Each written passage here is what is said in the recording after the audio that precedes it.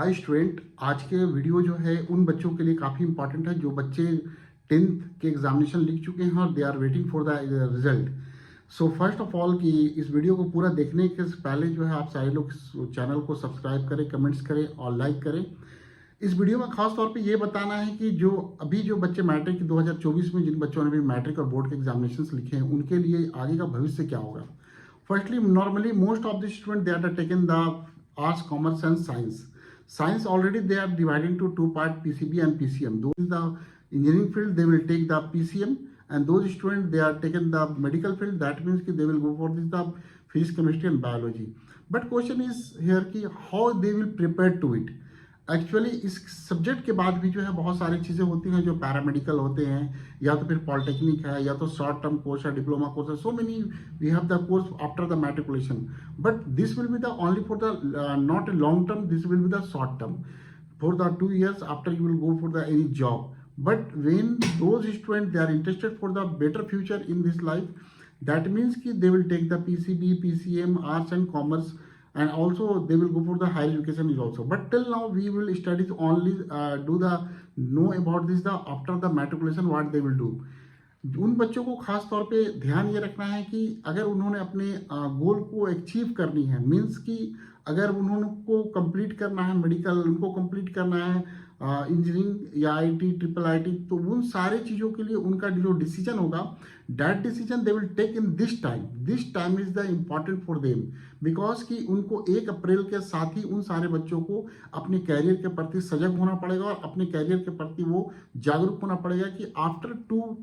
2026 के बाद या 27 में I will got the medical, I will got the engineering field, क्योंकि इनको डिसीजन आज के दिन पे करना है और उन बच्चों की तैयारी अभी से ही होनी है. क्योंकि एक खास तौर पे बात बताना है कि ये जो टाइम है, दिस 2 years जो आपने 2024, 2025, 2026, 2027 के फरवरी में जब आप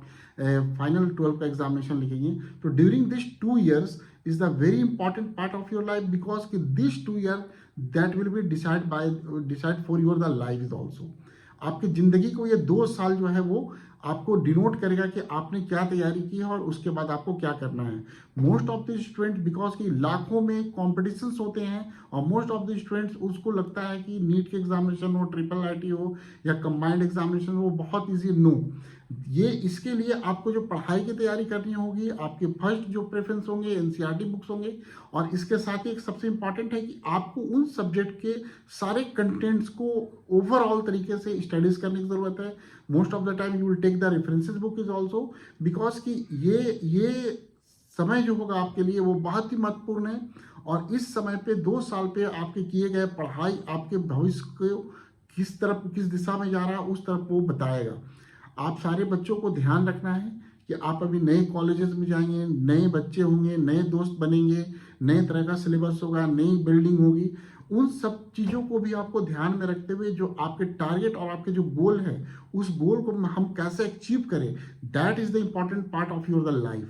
तो आपको इन सारी चीज़ों को ध्यान रखना है और इन ध्यान रखने के साथ साथ आपके जो सब्जेक्ट के जो कंटेंट्स हैं जो स्कूल में +2 में हो रहे हैं या कॉलेजेस में हो रहे हैं, उस कंटेंट का जो कंपाइलेशन यानी कंटेंट को कंप्लीट करने की बात है वो सेम टाइम पे हो, ना कि उसको मैं छोड़ दूं कि उसको मैं 1 हफ्ते के बाद करूंगा, कल करूंगा, परसों करूंगा. No, you will do the everything. आपके जो सिलेबस है वो सिलेबस को सामने रख के, आपके एनसीईआरटी बुक को सामने रख के आप अपने कैरियर की शुरुआत कर सकते हैं. लेकिन वैसे बच्चे जो इंटरेस्टेड नहीं है कि नहीं, they will not go to the engineering field, they will not go to the medical field, तो they have the chances for the arts and commerce. तो arts and commerce this 2 subject is also very beneficiary for the everyone. So when they will go for the higher education, when they will go for these civil services, so they can take the examinations of this the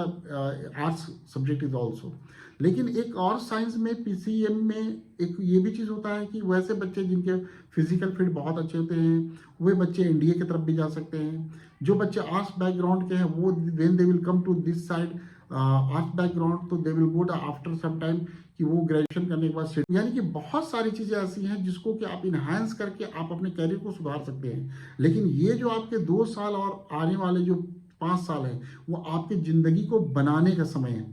इस समय को आपको अपने आप को सारे बुराइयों वाली चीज़ों से दूर हटकर अपने गोल को प्रिसाइज करके अपनी मंजिल को पाने की तमन्ना रखने के साथ अपने आप को मुकम्मल अपने सब्जेक्ट, अपने लेसन, अपने किताब, अपने टीचर, अपने कॉलेज के चीज़ों को समझते हुए अपने गोल को अचीव करने की कोशिश करनी है। तो बहुत बहुत धन्यवाद। Thank you.